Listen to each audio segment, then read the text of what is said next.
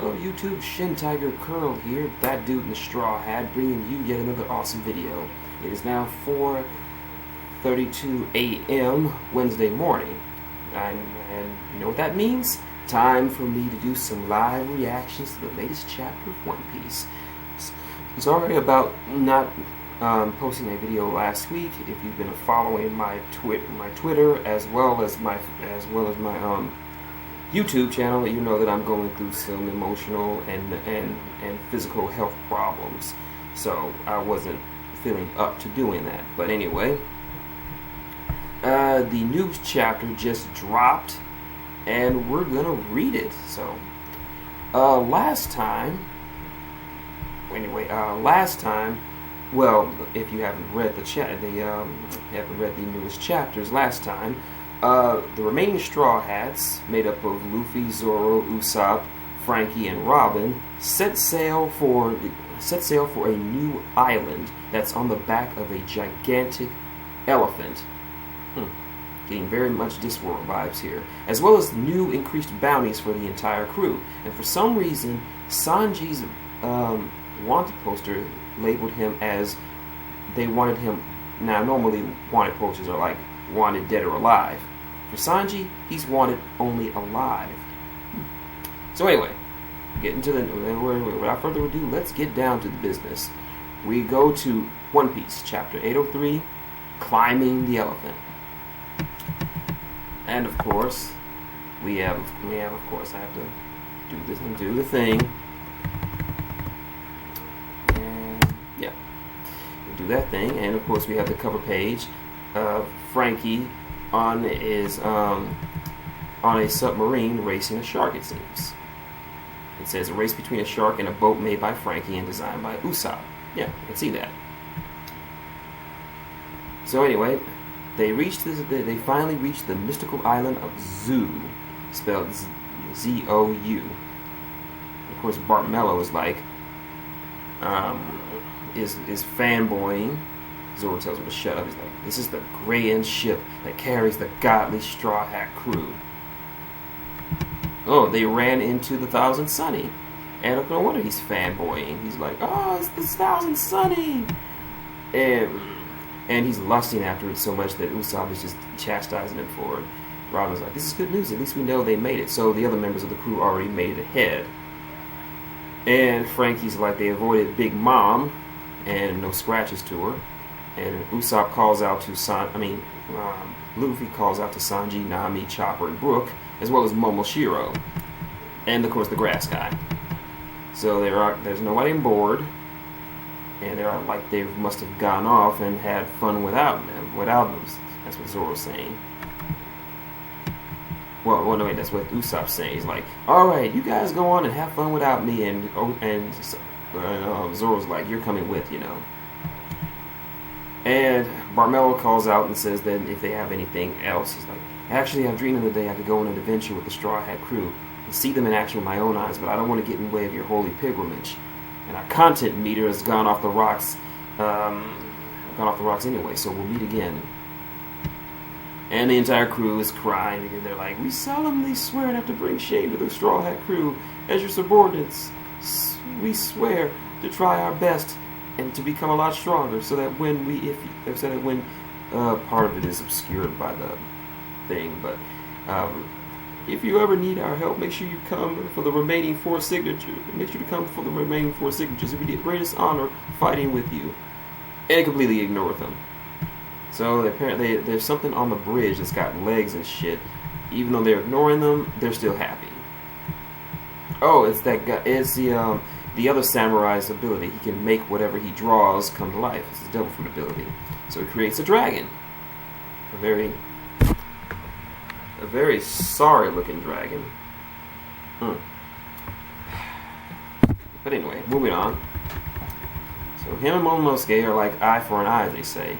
And Robin's like, it's cute, because Robin has a morbid sense of aesthetics. She finds the weirdest things cute. So anyway, apparently this dragon doesn't fly. So, Luffy, of course, calls Bartmello by his nickname Romeo, and thanks him for sending him off. And Barmello just like, oh, notice me, senpai. So, and they depart. I love those guys, Barmello. I really liked him.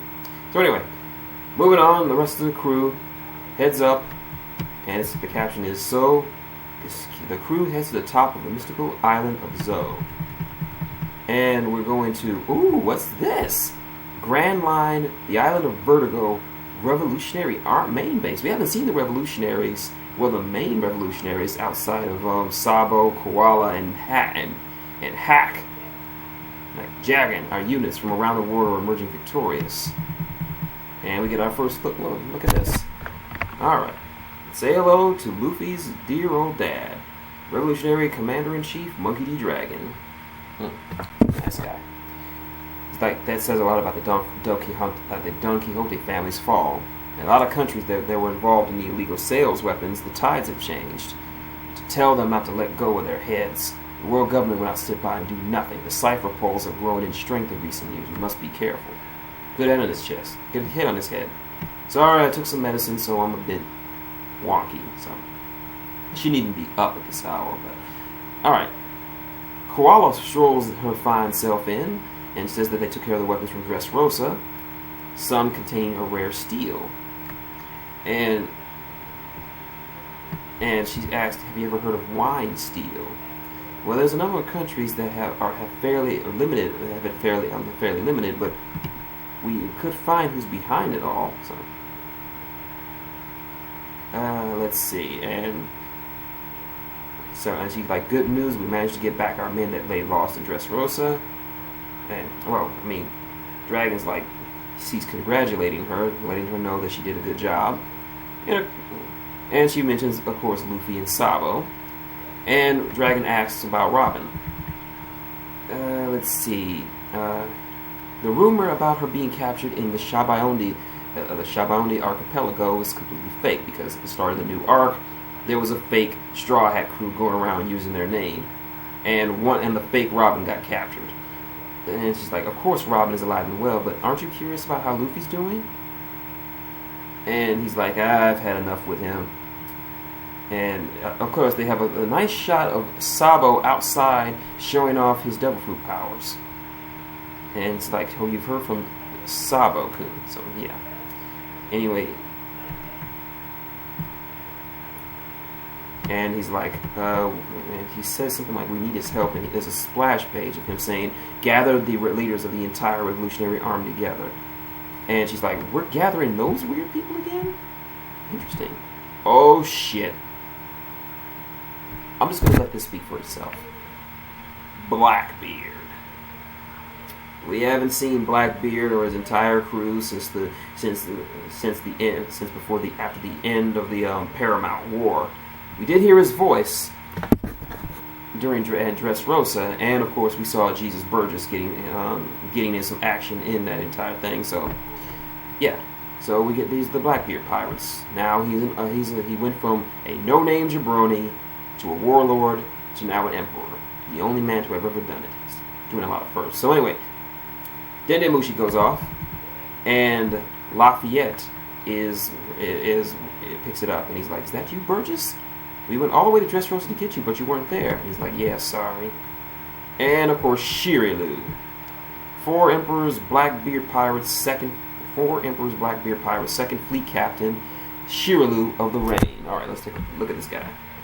This is former Vice Warden Shiryu. Used to be a warden of Impel Down, but he was in prison because his tactics were a little too brutal. And after the mass breakout, he joins up with the Blackbeard Pirates as a part of their expanded crew. Lafayette's looking pretty pimpin', so he's a fifth fleet captain. Nice. Demon Sheriff Lafayette. And he's like, okay, but anyway, Burgess is like, I couldn't contact you because I was unconscious the whole time. And Lafayette's asking where he is. He says that everything is white around me, an island of white. I've hidden myself in the bilge of some ship. And he looks pretty haggard. And he's like, tell Captain Teach that he'll obtain a large number of weapons if he were to attack this place. And Lafayette's like, it's Admiral Teach. How many times must I tell you? He's like, make sure you bring Doc Q as well. I'm barely hanging on with these injuries, so it looks like Sabo really fucked him up. And Shirley's asking, where the hell is he? And he's like, I don't know where the place is. Nobody knows. Just follow my Vivari card. Oh, shit. Oh. And he says, because that dragon and that detestable Sabo are here as well. I founded the Revolutionary Army's headquarters. Ooh, so he's... After Sabo kicked his ass, he somehow stowed away on board their ship, and now he's at the HQ. Ooh. Can we actually see the revolutionaries in action? Against an admiral? I mean, against an emperor? Oh, yes! Everybody's been wondering what this guy's been up to. We're in the New World. Kylie Bali Island, Buggy Street. Chairman Buggy. And we have a Dendin who's been ringing nonstop with dispatching requests. Now that the Doflamingo weapons are no more, the need for dispatch pirates are flooding in. The market is ours. Oh, yes. And look, it's been a long time. Let's say hello to Chairman of the Buggy's Delivery, Royal Warlord of the Sea, Pirate, the Jester, the Genius Jester, Buggy the Clown. He looking pretty good. Looking pretty good. All your activities out there will be approved by me, the great Lord Buggy of the Warlords. And of course there's the rest of his crew. And he's wearing some kind of big-ass cloak or some shit, using his devil fruit powers to make himself look bigger. Now, and one of his crew members, I believe, I don't know, it could be someone, he's saying that they got a message from a Class 5 soldier, Harudin. And he says he's quitting. And another one is saying there's still 4 more, him leaving is such a big deal. He's like, all 5 of them. He's our golden duck-laying egg. Why would he do something like that? Why? And Buggy's kind of freaking out because I think he just lost one of his crew members. Alright, we transmission back to Zoo, and in case you were wondering what an island looks like that's on the back of a giant elephant, that is. If Oda hasn't been inspired by Discworld, this is a mighty big coincidence. So anyway, we're on Zoo now. On the back of a giant elephant, who raises higher into the clouds. It is said the island is actually thriving. And the Straw Hats are still climbing. Usopp is saying he's tired, but they're still trying to climb hard, and all Robin is thinking is the dragon is still so cute. Luffy and his gang are currently searching for something and are climbing the left hind leg of the elephant. And they're saying they don't see the top yet, and they're wondering how Sanji and the rest got there. And they're asking why they want to go to Zoo. And Kinemon is like, you're our benefactor. You need to let us know why you want to go. So please let us reach there first. And the other dude's like, we left Wano country. We left the Wano country having made getting to Zoo our destination. We need to know if Momonosuke is fine or not, and we need to contact our lost comrade, Raizo the ninja. And